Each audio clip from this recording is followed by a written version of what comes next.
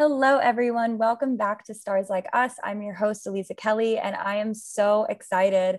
Today, I am with a fellow astrologer, TikToker, Cole Prots. I just realized I didn't ask if this is how you pronounce your last name correctly. Did I pronounce it correctly? You did perfectly. Oh my God, thank you. This is a Virgo moment here. So, so Cole is a Gemini sun, Aries moon, Virgo rising. We were just talking a lot about Mercury, even though low key, our subtopic of today is Mars, but that's also fine because we both have Mars and Virgo. So like everything is dispositing back into Mercury, Virgo stuff, Gemini stuff to begin with. We're also talking during Gemini season. Cole is a self-taught astrologer of 7+ years and a TikTok comedian with over 3 million followers. What the fuck? That's so many people. He aims to educate fellow astrology lovers through relatable, humorous, and well-informed content. He is the resident astrologer for Smudge Wellness, and resides in New York City. I also reside in New York City, so I got very excited by that. Oh, how fun, fellow New Yorker. Yes. Where are you from originally? I'm originally from Cleveland, Ohio. Ooh. Yeah, so Midwesterner at heart. I love corn. I love ranch, all of those good things. Oh my God. Yes. Love to see it. So Cole, how did you go from corn and ranch to Cosmos and 3 million followers on TikTok? That's so many people. Yeah. So I, like most people during quarantine, was fled back home. So I left the city for a while, and sitting back home, love Ohio, but it got a little tiresome doing the same thing every day, and I just downloaded TikTok. I was very, very bored, and I just started creating content. And I didn't start making astrology content until about 3-4 months in. Right. I've always loved astrology. I've always practiced it. It's been a very integral part of my own spiritual development and my own identity. But I felt like it was very personal to me, and I didn't want to show that side of the world because the Catholic guilt in me, which could be a whole other topic, was like, I don't know, is this right for me to talk about? But I started making some lighthearted humor about like the astrology signs and different placements and stuff, and it started really taking off. And I continued to do it, and I had such a blast doing it because as a Gemini, I love any sort of social interaction, making people laugh, just having a good lighthearted time. And then in October of last year, I was at like 10,000 followers. So I was like, oh, I am hot shit. I'm feeling Which, myself. by the way, this might be an interesting mirror because as of yesterday, I just got to 10,000 followers. So this might be, thank you. This might be an interesting mirror for like, cause that just happened yesterday. I unlocked the Q&A feature. I'm like, oh my God, look at this hot bitch. Like we're ready to roll. But then it seems like quite a jump to 3 million from there. Yeah, I always joked that, my dream job would be to be like Jenna Marbles, just a socialite, social media person. Cute. And people always say like, oh, like you can go viral overnight. And it felt like I went viral overnight because I hit 1 million in February of this year. So between October and February, I amassed 1 million followers essentially. And I was like, what? How is this possible? I'm literally just a kid who loves astrology, making jokes on the internet, just here for a good time. And it's allowed me to now be self-employed. So I'm able to be a full-time astrologer and content creator. It allows me to connect with people every day and share the thing that I love the most, which is astrology, and getting to know myself better and getting to help people understand themselves better through my own form of spirituality, which it's just been crazy. And people in my hometown always talk to my mom. They're like, can you believe what he's doing? And I'm like, I'm literally just this, small town Midwestern kid from a super Catholic family and all this jazz. And everyone's like celebrating the fact that I'm a social media influencer and astrologer. Like, 15-year-old me who picked up my first astrology book would have never imagined this is where I would be. And now here I am. And I'm like, this is crazy. It's so fun. So it definitely has changed your life. It's not just a vanity number. It's also like, no, my life has really transformed as a byproduct of this platform. Yeah. And I think I try and keep myself humble and grounded every day. Words I live by are remember where you came from. My mom told that to me. the day I was flying out to New York City to move here full time for my old corporate job. And I live by those words, right? Remember where you came from. I came from humble beginnings. I came from a place where you had to work and to grind. But at the end of the day, you remember the simple pleasures of life. And you remember that there's always something to laugh about and something to smile about. And that's what I try to do through my content, right? I never intended to be TikTok, to be a TikToker. I was just doing it because I needed a creative expression to just express myself and not be, stuck in the boredom of quarantine. And it became something that allows me to do what I love the most. And I remind myself every day, some days we have a really great, performance and, millions of people see my videos. This past week, I've been getting like maybe 100,000 views on my videos, which, the vanity in me is like, oh gosh, that's not a lot. But the grounded person in me is like, whatever, you're making videos that make you laugh and make, 100,000 people laugh. That's a win, right? It's like, I don't know. It doesn't feel like, so I don't feel like I'm a celebrity. It seems like you have a somewhat like healthy relationship with TikTok, at least from how you're speaking to me right now. This obviously people are multidimensional. This doesn't mean that it has to be this way, but I'm curious as to how are you actively maintaining a healthy relationship with that platform? Yeah, so I don't read comments. This is something that at all. And I'll read like the first few, right? And just like I'll post and then like maybe 5 minutes later I'll look and just like reply to people who are like, oh my gosh, does he like reply? Just like, because I think it's fun just to reply to people, be like, hey, I love you, thank you for your support. But I try not to read comments on my TikToks because they can get, toxic sometimes. Some people can be like, this is totally wrong. Do you even know what you're talking about? I'm like, well, yes, I do. I'm just giving you a perspective that you might not agree with. So I try to avoid reading comments as much as possible. I try not to focus so much on the numbers, right? It's definitely a benefit that, I can, through the creator fund and all that jazz, get paid via TikTok. But, whenever I have these moments of like, oh my gosh, it's not performing well, or none of my videos are trending, I'm like, the next 3 days, all you're going to do is just post dumb content that only you think is funny, that you don't think any, like, because it gets to a point where you might create content for the audience, which I think all, influencers do. But whenever I find myself doing that, I'm like, hey, check it back, rewind, create content that's for you, right? Give yourself that reset moment. Don't look at the numbers, the analytics, any of it. Just be stupid, be fun, laugh at yourself. And that gives me my reset of like, this isn't life or death, right? I'm not doing brain surgery. I'm, comfortable. I can still make a living through doing readings and through, doing partnerships and things like that. And through like, being a resident astrologer. So, I give myself these little checkpoints of level set, right? It's not all about the glitz and the glam. It's about making sure that you're still being authentic and genuine and doing what you love and why you love. I think that that's really wonderful advice. And I think that it's also something that we have to just keep reminding ourselves, reinstating, because especially during quarantine, the world became the internet. The world had contained the internet prior to quarantine, and then it was the internet. And I think that, we are constantly having to rework and redefine what those boundaries are to make sure that we are still remembering how to be present in, not the digital world, but also like the physical world, which also includes like embodiment and how we are processing things and maintaining our mental health. Like all of that is of the body, not of the internet. Yeah, I completely agree. And it's something that I, have to check myself, because someday I was just talking to my boyfriend and his family about this. We were on a vacation recently and I was like, I'm constantly on, right? Because being now social media is my career. That's how I get my clientele. That's how I connect with people.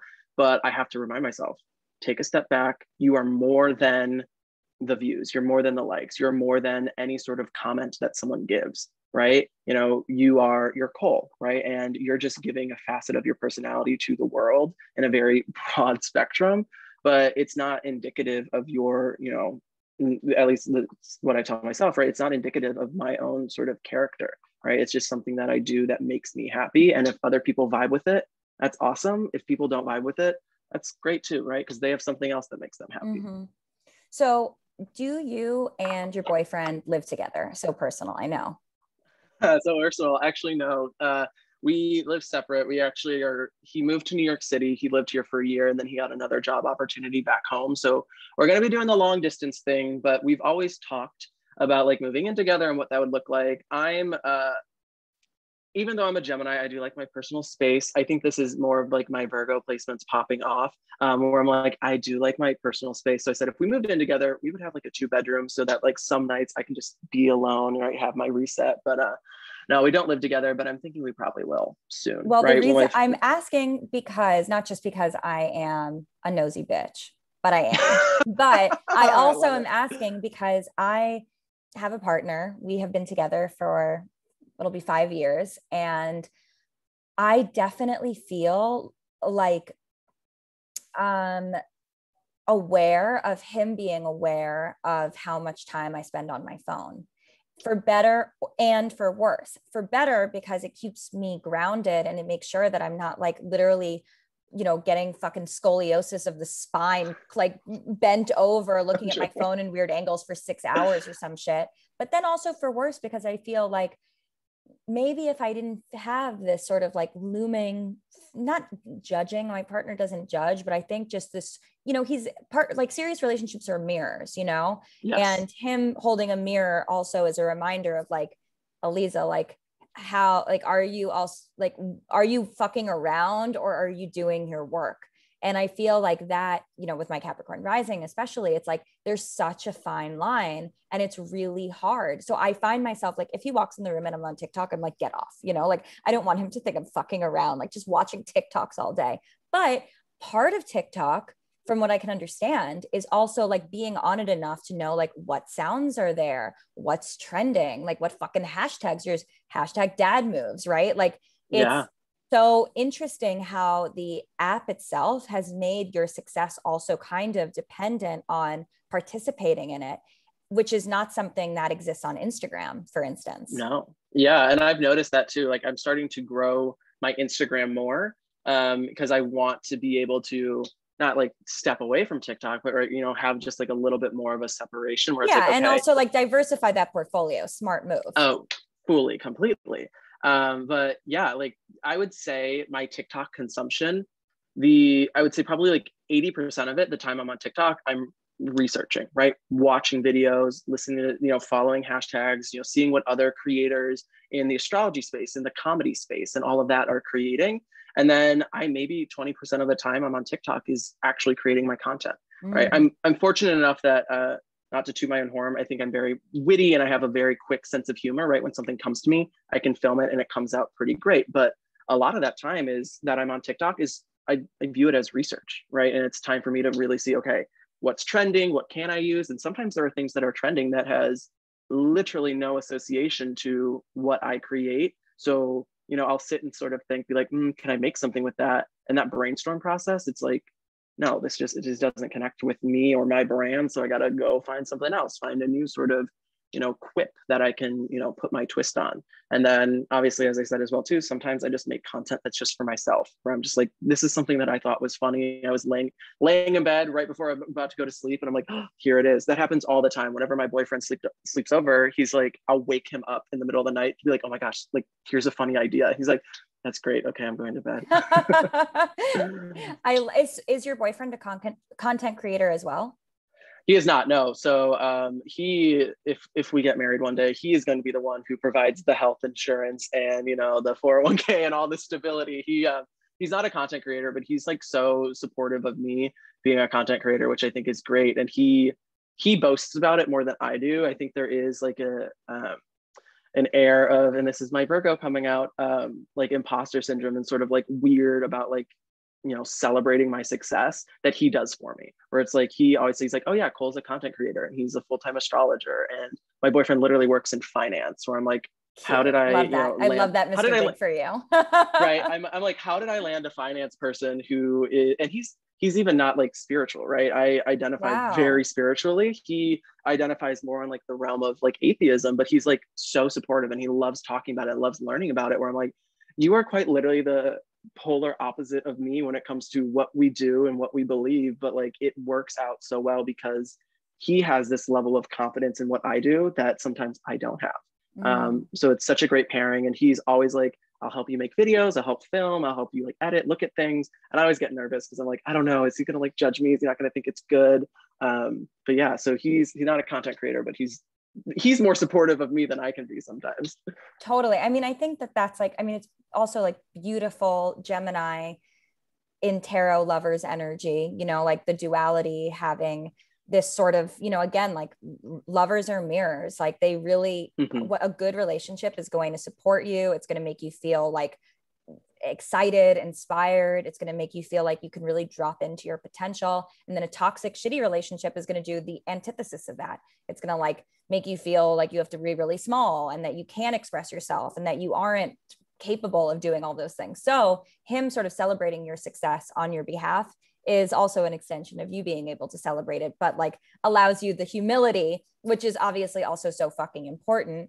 Not just for like the optics of like not being an asshole, but for your own like centering of, you know, I know what I'm about. I know, you know, that if any of this, like, I know how to keep my relationship with my followers, my fans reciprocal so that the power dynamics don't get skewed. I think about that a lot. I mean, I'm a Pisces moon, so I'm obviously like a very sort of dreamy, cerebral person, but I think about all of the times that, you know, fans have turned on the individual that they're following, you know, and this is even predating like the cancel culture of today, like even just Britney Spears, you know, like in 2007, the way that all of the media and all of her supporters and all of her fans, like were so quick to jump on the bandwagon of like her falling apart, you know, and how does a relationship break down like that?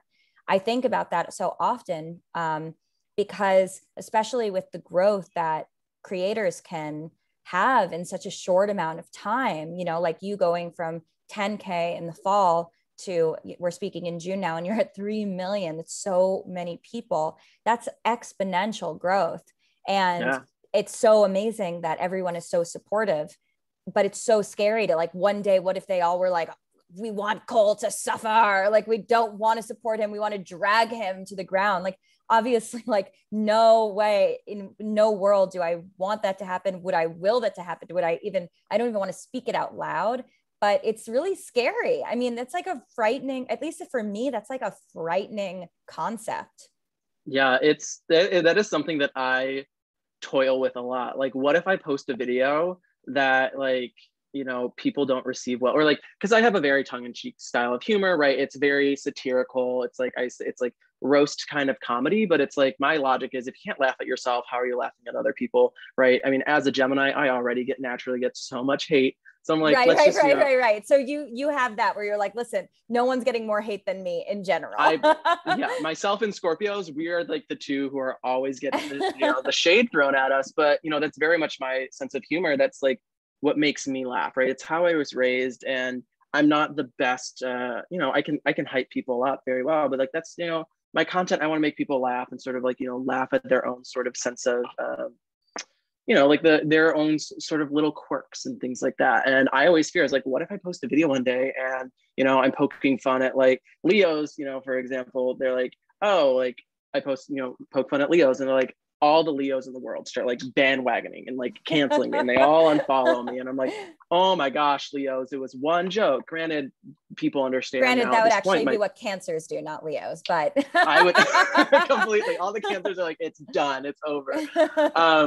But you know, I fear about that. But then it's like these humble pie moments of reminding myself, I'm an internet personality, right? I'm someone who is on the internet, and I'm making myself susceptible to that potential. However, the people who are on the other side, when they give me love and they give me support, it blows my mind. You know, people say sometimes, you're my favorite creator, and I'm like, how?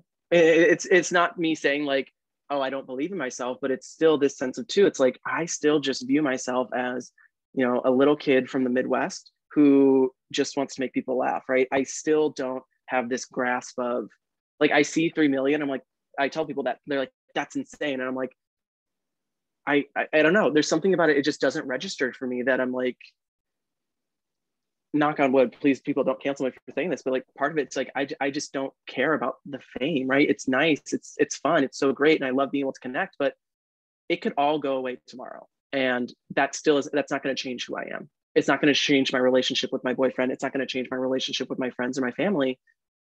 But it just means now I'm on a different path. Now, the universe wanted me to follow something else. And I'm happy for the experience I've had. I'm happy that I was able to connect. But I think there's that mentality in my mind where it's like, if it all went away, I'm still smart. I'm still successful. I could go back into the corporate world, get another job, and live out the rest of my life, right? And people might not never hear me. And I think that perspective, when I get really scared, it always comes back as like, there's that little voice in your head that's usually the saboteur, right? This little voice in my head is usually like you're gonna be fine regardless. So yeah, that's usually how it plays in my mind. I think that's your intuition. I love that little voice. Yeah, it's always nice. I love it when it's like, you're gonna be fine, don't worry about it. I'm like, yeah, you're right. We're good. Yeah, I have thought a lot about like what makes the masses turn on a dime. And obviously, like, a thing could happen, a movement can happen, something could be discovered that happens. But in the case, for instance, of Britney Spears, which I 13 years later, and I'm still like, what the fuck happened there? I think that a lot of, at least for me, when I was 10, 11, when she was out, when she was like, she first arrived on the scene, she really made my life miserable. I'd have to say it's true. I mean, she was so hot in like an unattainable way for me as like, a curly haired, brown haired, like chubby 11-year-old kid, who was like developing faster than all of her friends. Like, I did not have Britney Spears belly. I did not have Britney Spears like look and feel and energy and vibe. And and then there were some girls who did, right? And the girls, the closer that you were to Britney Spears looking like, the hotter you were, the more attractive you were, the more attention you got, the more popular you were. So for me, like, not just because I was cool, I hated Britney Spears, but also because I knew that her and her archetype was antithetical to who I was. And as long as she could exist, I couldn't exist, right? So I'm not obviously thinking about this consciously at 10 and 11, but I know that as I've retrospectively thought about it, I couldn't be the only person. And even those girls who I saw as more Britney Spears adjacent probably also felt the pressures within their closer grouping, of like, who is hotter, who's blonder, who has more Von Dutch hats than the other person, whatever. And I think that even though it was, it's barely even Britney Spears is like a puppet for the music industry and all the people who have money and all the people who are like putting that behind her. But it makes sense that then when all of these young girls and boys or whatever grow up and then they're 17, 18 and Britney Spears is shaving her head and is lashing out, everyone's like, fuck you. Makes sense because there was so much animosity there to begin with.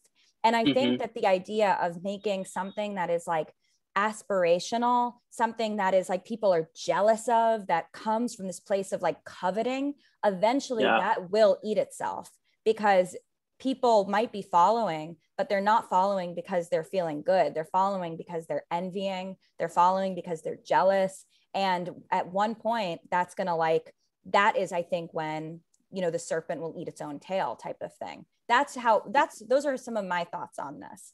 It keeps me up at night. I totally agree with that. And I think too, that's, part of like the scary thing for me as well is that like, I think, don't quote me on this, I think I'm the most like heavily followed person on TikTok who identifies an astrologer and talks almost exclusively about astrology content. But I'm also too, I have a very unique perspective than most astrologers. I actively choose not to talk about things that I know the general public isn't going to understand, right? So like, I'm not going to be talking about, a transiting, Saturn being square, like, the transiting sun or anything. Like, I'm not going to be talking about these complexities, which I understand and I love to talk about, but I know the general public, right? They don't resonate with that. What they do resonate is, can I take this complex knowledge and dumb it down, right? I say my brand of astrology on TikTok is astrology for dummies. And I'm okay with that. I'm comfortable with that. It allows me to be more humorous, which I prefer.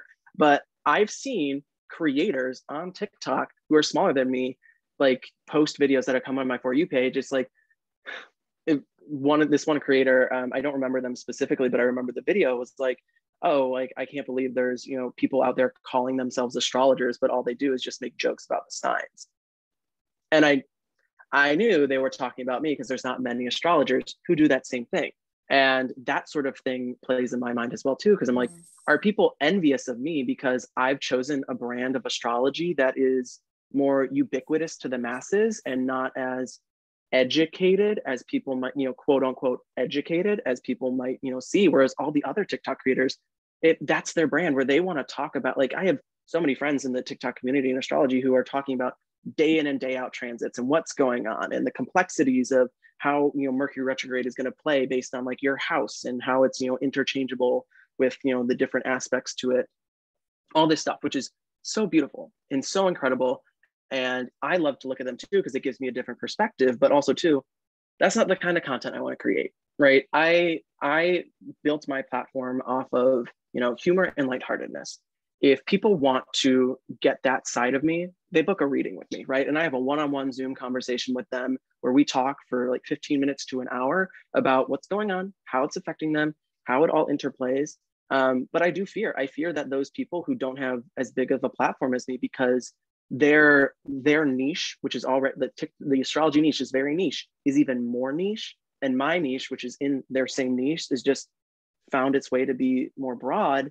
I'm fearful that I'm always going to have a target on my back of like, oh, is he going to slip up one day, right? Is he going to make like a joke that isn't totally accurate? Like say I made a joke about Scorpios being, super straightforward. I would never make that joke, right? About them like being so transparent and not secretive and all that jazz. People would be I think that would be a great joke because I think it would be great. I think it would too. I mean, I think Scorpios would really like it too, because they're so fucking weird that they might be like, yeah, we are straightforward. Yeah, we are super. I'm always telling you what I think. Yeah. And then you're like, I'm not mysterious at all. Yeah, exactly. But it's like, I always fear like if I make that type of joke, is the astrology community going to be like, he doesn't know what he's talking about? And that scares me. And they will, but that's not, those aren't your people, No. necessarily. And I think that's like they could be your friends, but if they do that, then they're not your friends, obviously. Well, and I think too, it takes me back to that moment of like, if like I said, what people say on the internet about me, it does not define my character, right? It does not define who I am. It does not define what I'm capable of. It just defines a perspective that might not be coming from my own or my circle. And I'm a firm believer, like perception is reality. The way that someone perceives something is, their truth, right? And their sort of experience. And I'm going to respect that. And if, someone's perspective or perception is that I'm, not, the smartest or the brightest, or I'm not funny, then that's it. Great. But someone else loves me. So yeah, I'm not worried. I think that it's, it's interesting to find ourselves kind of like organically in this conversation and have our subtopic be Mars, because, and we're both Virgo Mars. I think that, well, Virgo Mars, how do you feel about your Virgo Mars? Hot topic. I kind of love it. Oh my because God. Okay, help. Yeah. So this is why I love my Virgo Mars, is because it makes me so, and I think I love it more because it's in my first house. I think that is a big sort of play that I have at least. And you're an Aries moon. And I'm an Aries moon. Exactly. So I think I really, really love my Virgo Mars because it gives me this sort of hyper cognizant perspective, right? Where it's like, Virgo being the people pleaser, right? All of my actions are always very much, and all of my desires are always thinking about how is this going to interact with this person and how is it going to be presenting this way?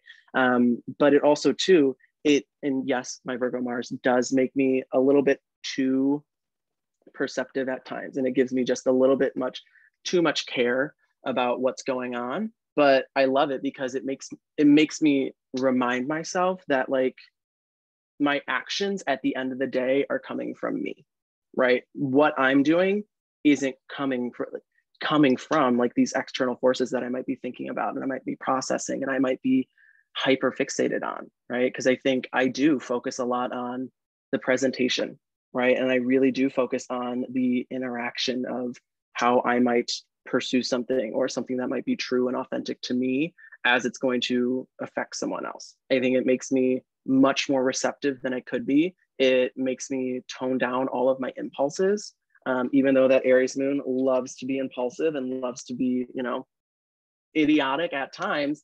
But I think it in my chart, I think it just plays really well. It's my grounding force that makes me take a step back and realize, okay, am I caring too much, right? I say it's like my, I say Mars is the planet of getting shit done, but I think in my chart, it's the planet of giving a shit, right? Am I going to give a shit, or am I not going to give a shit, right? And sometimes I'm like, you should probably be giving more of a shit. And sometimes my Virgo Mars is like, don't give a shit, right? Do it because you want to do it. So that's why I love my Virgo Mars. I know it's, That's really it's a hot take. No, I mean, let's be honest. There are worse Mars to have. I say this. I have a friend with a Pisces Mars. I have a friend with a Pisces Mars in the 12th house, and it's their chart ruler. God bless them. I hope that they have a really deep spiritual practice. They do. They very deep spiritual practice. But yeah, there's my mind where I was like, you know what? At least I don't have that placement. Yeah, I find, and like all of my Cancer Mars listeners are going to feel so seen right now, because I don't envy a Cancer Mars. I really, really like have so much compassion for Cancer Mars. We are also, at the time of this recording, Mars just left Cancer and just moved into Leo. And sort of reflecting on that, we just had the eclipse at the anaretic degree of Cancer, and all of my Cancer Mars friends and clients came out of the woodwork and like sort of were like, oh my God, what a horrible Mars return. And I was like, of course it was, baby. Like, it's Mars in Cancer. Like, what can I say?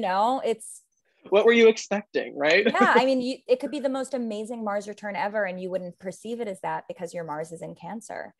Like, that's a hard placement. It's a really hard placement to need to have so much validation in order to feel like you're on the right track. I have a hard time with my Virgo Mars because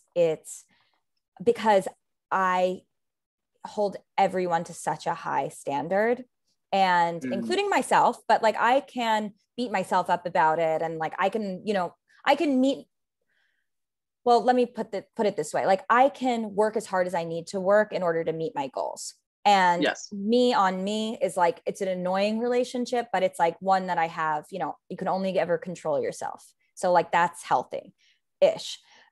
But when I then apply those standards to other people, one, I'm always going to be disappointed. And two, it's, you can't control other people, but Virgo Mars really wants to. So it's like, I find myself being constantly disappointed by like, how did this not get done in this way? Or like, where is this fucking email? Or like, why is this so sloppy? Or why was this missed opportunity missed? Like, what the fuck? Where is everyone? Where is everyone's Virgo Mars? And they don't have it. So I have to then kind of like siloed with my Virgo Mars being like, no, this is like now it's a personal problem. This is not a problem with the other person at this point anymore. This is a you on you problem, because you have to manage your expectations better. Yeah, no, I just really channeled my Virgo Mars. Yeah, I can feel that. I think that's something that I think for me, I definitely had that when I was like like in group settings in like college and all that. Like, I would be like, just let me do it. Just let me do it. Like, let me take control. Let me be in charge of it. But I think like the judgment street, right? The judgment piece, the perspective piece, it's always been flipped in this sort of regard where it's like, I want to be in control of the way that people perceive me, right? Which I think is very much a Virgo tendency, very much, I mean, the Virgo rising vibe. It's like, I'm going to show you what you need to see, right? I'm going to show you what's going to make you think the highest of me. And I think that control piece is like probably the worst sort of aspect of the Virgo Mars. It's like, having to be in control and wanting to have this sort of idealistic and like perfect sort of representation and perfect sort of action. And like, that's why I had to force myself to, not look at my comments, not look at, that sort of negativity, because it's like, I wanted to, once I started, amassing my following, make sure that I pleased everyone. you can't please 3 million people. No. You can barely please 5 people in a room, right? True. Someone's going to be irritated. And I had to like check myself. And I think being that I have the following I do has helped my Virgo placements really, really get the perspective of like, this is only coming from inside of you, right? And just because someone else might not vibe with it, it doesn't change the fact that you're still doing your best and you're doing what you love. So I think I'm very, very grateful for that it sort of has made me check my, have a little slice of humble pie and remember that, like you said, like this is, a battle between yourself, right? It's the battle outside. It might be raging, but honestly, it's going to pass, and it's not worth losing sleep over. Mm-hmm. I think about like Virgos to scale a lot. Like I'll think about obviously Beyonce, amazing Virgo to scale. Freddie Mercury, amazing Virgo to scale. But then like I think of Michael Jackson, Virgo to scale, Amy Winehouse, Virgo to scale. Like I think that if we just are looking at sun sign astrology there, in those two latter celebrities, I can really see the Virgo to scale, how challenging that is, Mm-hmm. because Virgo, I think about the signs really very much as sort of like you have, in our sort of maturation, right, process. Yeah. So like Gemini being the first air sign, then Libra being the teenager, and then Aquarius being the elder. And Mm-hmm. Virgo is still, even though it thinks that it's the adult, it's still the teenager, it still doesn't actually know how, it doesn't have that sort of like Capricorn, like, I got this shit, Virgo is still like, but wait, like, is it good? Like, do you like it? Like, are you happy? Like, is it making you smile? And that I think is where Virgo to scale struggles. Whereas Gemini to scale wouldn't, because Gemini, it's like so young. I think that those middle signs have a hard time because they recognize it's like they're too, I'm not a girl, not yet a woman, to go back to Britney Spears, it's like they don't have that sort of innocence of the first 4, but they don't have that wisdom of the last 4. So those middle signs are like, still need that validation in order to do it, I think that's so interesting. And I think that's a big reason why the 4 middle signs, right? Leo, Virgo, Libra, Scorpio. I've noticed in particular on, TikTok and in my comments that there's 4 very distinct dialogues that happen between those signs. It's the Leos being like, I'm not as XYZ as people perceive me as, like, not as, arrogant or self-centered and stuff like that. But like you said, it's like, oh, am I, is it right? Am I presenting well enough? Right. They still want to be this sense of seen, right? Very much middle child syndrome. It's not Sagittarius. Still not Sagittarius, right? Where it's like, I'm going to do it because I'm going to do it and you're going to deal with it. Thank you very much. Right. And like for Virgo, it's like Virgos are like, why are we so underrated, right? Why don't people, give us the attention we deserve? And that's similar with the Libras. I noticed recently as well too. People are like, why doesn't anyone talk about us, right? Why don't people give us this sense of attention? It's true. And then Scorpios being like, why am I misunderstood, right? It's the true, that middle school angst and, middle child syndrome that those sort of 4 have to deal with, right? And it's hard for anyone who has those types of placements, and especially like their sun, because that's, TikTok is very sun sign astrology focused, which is one of my disgruntled sort of feelings towards it. But, those are what people identify with the first, right? And someone could have, great Leo placements, but they could be what, some people call like the evolved Leo, who is super loyal and super giving and super loving and, can be a little self-serving at times, but it's in the betterment of, everyone. Whereas the joke might just be, oh, they're arrogant, right? Just because they look good, sort of thing. And I think that's such an interesting perspective. And we still stand that. We still need it. we still love a classic like Leo as main character energy drag. I think that it's 100% absolutely essential. It's necessary. It's really necessary. Even the most evolved Leos need to like be reminded of like, ooh, watch it. My friend who's an amazing Leo just said the most amazing Leo comment to me the other day. She was like, at least it wasn't about me. It was about some other interpersonal relationship she was dealing with. But she was like, at least disrespect me in a way that I respect, so that when like we break up, I'm still going to have like some reverence for you, like at least disrespect me Yeah. respectfully. And I was like, oh my God, like Leo fucking queen, like Yes, I love best. That. Like if you're gonna come for me, at least do it in a way that I would have. Right, exactly. Like don't make me disrespect the way you disrespected me. Disrespect me and make me respect you for it. Oh, I love that Leo energy. That's so fun. So fun. Okay, so question number 1. Actually, I've asked you so many questions, so I don't even know what it is. But first segment question. What do you believe in? So I touched on this before, Catholic guilt. I was raised very Catholic, and I don't identify as a Catholic anymore. I believe that there's something else out there. I don't know what it's called, but I believe that it manifests itself in various ways for different cultures and different people, right? I took a world religions class my freshman year of college, and that was sort of like the light bulb that it basically, my professor said, he's like, I am a religious person. I think he was a minister. And he's like, but I'm going to, by the end of this class, I'm going to make you believe that no one religion is the right religion. And I was like, oh, a religious person who identifies as Catholic telling me that it's okay that I don't listen to Catholicism. I was like, I am into this. I'm here for it. And basically the class boiled down to, you can't know anything about theology without knowing something about sociology. And all major world religions boil down to like the same things. There's something else after this life. Be a good person. Don't steal from people, right? And give back to the poor, essentially. So I've, over the past year started to identify more to the side of like witchcraft and the occult. I don't know specifically how that manifests itself yet. I just know that I believe we are all energy. The energy ebbs and flows.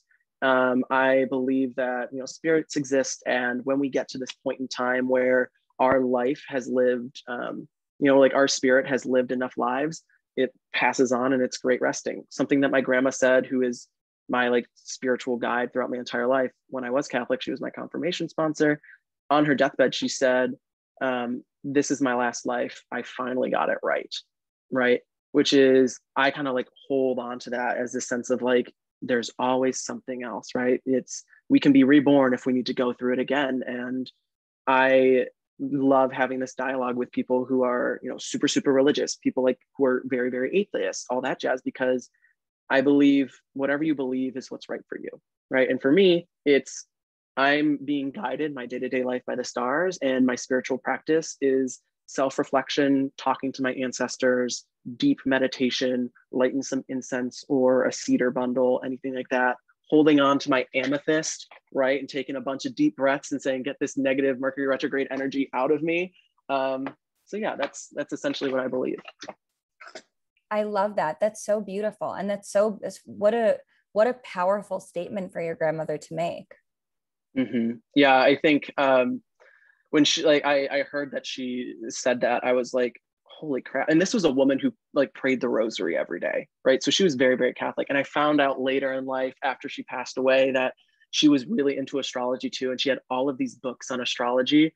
But at that time, I wasn't, really talking to my family about it because Catholic guilt. And my mom, she was like, oh God, I wish I would have known back then that you were so like, and this was right around the time I started getting into astrology, that you were so into it, because I would have kept those books for you. I was like, well, I wish I didn't have Catholic guilt, so I would have told you I was into it. You're like, that opens a can of worms. Let's not talk about that. This goes to trauma real fast. So I would love to pull a card for you if you are interested. I am more than interested. Tarot card, I'm assuming, right? Yes, but what if I had greeting cards? That would be so interesting also. Pull like a Hallmark card? Yeah. So I would love to pull a Hallmark card for you. It says, get well soon. It says, happy 3rd birthday, my beautiful boy. Yeah, maybe I should have that just like, just for a good bit for someone. As like really a just in case if someone's like, no, please don't pull a tarot card for me, you're like, no, it's actually a Hallmark card. Right. It's actually, I have greeting cards here, and I would love to just read you a greeting cards statement. That would be so funny. That's like the next podcast. Do that. Yes. I mean, when I say I'd like to pull a card, it really like it's open. I mean, I could also pull a fucking Pokemon card if need be. So it's right. It's like, hey, you got Jigglypuff today. Yeah. You actually got a holographic. That would be so Ooh. cool. That would be so cool. Okay. So do you have a question about anything or something in your life that you're curious about that? Yeah. Okay, cool. Let's, oh God, I have so many questions. Let's focus on the topic of, I guess, just like my relationship, right? You know, diving in, we're going to go to long distance again. And I just want to make sure that like the communication there is going to stay strong and like the love ideally wouldn't dissipate. Obviously it changes the context of a relationship, but I'm confident in it. I just hope that, you know, the universe is confident in it as well. Okay, that sounds good. Let us see. I'm going to break this up into 3 piles. Okay. And which pile would you like me to work with? 1, 2, or 3? 3. Beautiful. Okay. As soon as you said, I'm going to break this up, and I was like, number 3. I don't know why, but number 3 came right into my mind. Interesting. Interesting. Okay. So let's get a card to get some insight into what to expect for this relationship change, this transformation, this movement, this growth. What should we think about? What should we consider during this time of transition? Does that sound good? Yeah, it sounds beautiful. Okay, cool. Beautiful. So we pulled the 4 of Wands. You know, the amazing thing about this card, especially as we're talking about a long distance relationship, is that it actually is from a distance that we are looking at this. One of the things that always strikes me about the iconography on this card is that, yes, it's like, you know, there's obviously like a celebration going on. There's a party happening, but are we participating in it or are we observing it? And oftentimes when I pull this card, I think about the perspective of the individual. I think about the role that person has in context to the question. And in this, you know, considering your question 1, this is very much indicates something long distance, right? Because we have a long vantage. We're seeing something we're kind of pulled back our scope on this image. So 1, you know, yes, we are definitely talking about your long distance relationship here. There's no other narrative that's coming in.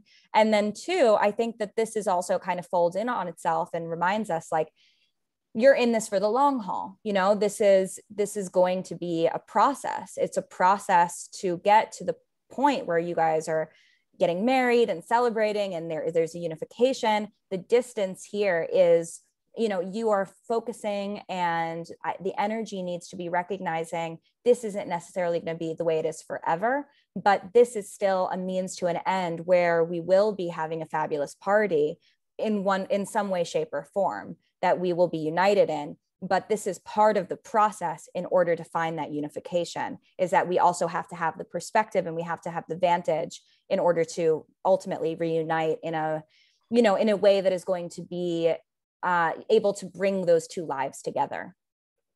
I love it. Love it. Yay. Beautiful so affirmative. card. Beautiful what I needed card. to hear. I mean, there's a lot of options. We could have pulled the fucking Tower and then we would have had to deal with it, you know? Right. I know a little bit about tarot. So when you pulled the 4 of Wands, I was like, ooh, I know that's a good one. I know there's something good there. Right. I was like, please not the Tower, please not death. Like that. Right. And we would have figured it out, you know, like we would have seen like, well, what is this? Why did we get this card? Because that's always what I want to know. Well, why? You know? And I think in this case, it really spoke for itself. The distance is ultimately you are looking at your relationship from this distant perspective, and that's okay. That's part of the process. That's part of where the relationship is right now. We're still in the first half of the story. You know, the 4 is just the beginning, really. We have a whole other 6 cards to go through in order to get to the conclusion. I love it. I love it. I love the universe. So final question. And also I say tank, which means there are no coincidences. So very tank, which is how has magic shown up in your life? I think it shows up every day. I think that's such a cliche, but I think it does. I think for one, right, I think it's kind of magic that I am doing what I'm doing, right? 15-year-old me would look ahead now, 9 years, and be like, there's no way in hell. There's no way he's doing that. But it's magic that I am able to do something that I love and take a risk and take a chance on myself. I think it's magic that I get to wake up every day next to my cat, who is, you know, a lazy piece of shit, but that's magic to me, right? It's magic that I'm afforded the opportunity to live in New York City, which is, a dream for so many people. And I get to do it every day. It's magic that I get to share myself and, love another person. I think, and there's even more like in the spiritual sense of magic, right? Where I can have these moments of, I can feel my grandma's spirit around me, or I can feel the essence of, the universe just telling me you're good, you're safe, you're fine.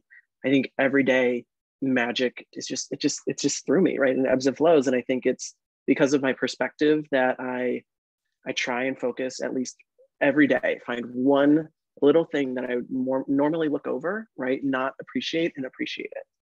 And I think that's just, me intentionally trying to find the magic, because I think magic doesn't have to be this grandiose big thing. It can be a really great, slap in the face, so to say. But I think it mostly just likes to show itself in just little subtleties of life's going well. You're having a good time, right? There's something to smile about. So it hits me every day, and it comes in ebbs and flows. And some days it's more obvious, and some days I got to sit and remind myself what is beautiful in the world, and what is reminding me that, there's something to smile about. I love that. That's so beautiful. And I do agree. I think that magic is very ubiquitous. I think that magic is everywhere. Magic is definitely the smaller things. I mean, this is also very Virgo, right? Daytime magic. Magic in the mundane is the essence of Virgo rising. Yeah, it really is. I don't know. I always try to remind myself, and whenever I have had an icebreaker for work or anything like that, my icebreaker would always be, or something close to the realm of, what's something that you overlook every day that is super meaningful to you, or something that's so along beautiful. that, right? Yeah, it's just like, just a mini reflection to be like, that is something that is, making me feel good every day, and something that I forget to take advantage of.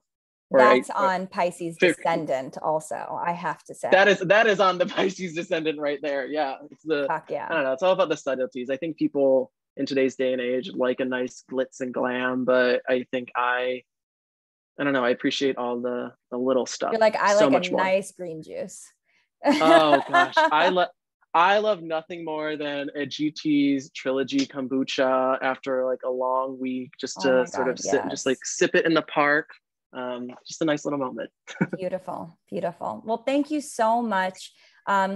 If you for any listeners who are not part of your 3 million followers, where can we find you? Yes, you can find me at JK It's Cole, all one word, all lowercase, JKITSCOLE, TikTok, Instagram, YouTube, if I ever feel like posting more videos there. All that. So yeah, please follow me, connect if I feel like a good vibe for you. If not, that's cool. Sending you so much love anyway. You're like, I don't fucking need it. Bye. No, I'm just kidding. my Aries moon's like, screw you anyway. I don't need you to follow. Yeah. No, we're good without you. No, everyone will obviously go follow. We love you. We really appreciate you. Thank you so much for your time. Thank you for sharing your wisdom and your magic with us. It was an absolute pleasure. Thank you for having me. It means so much. Thank you.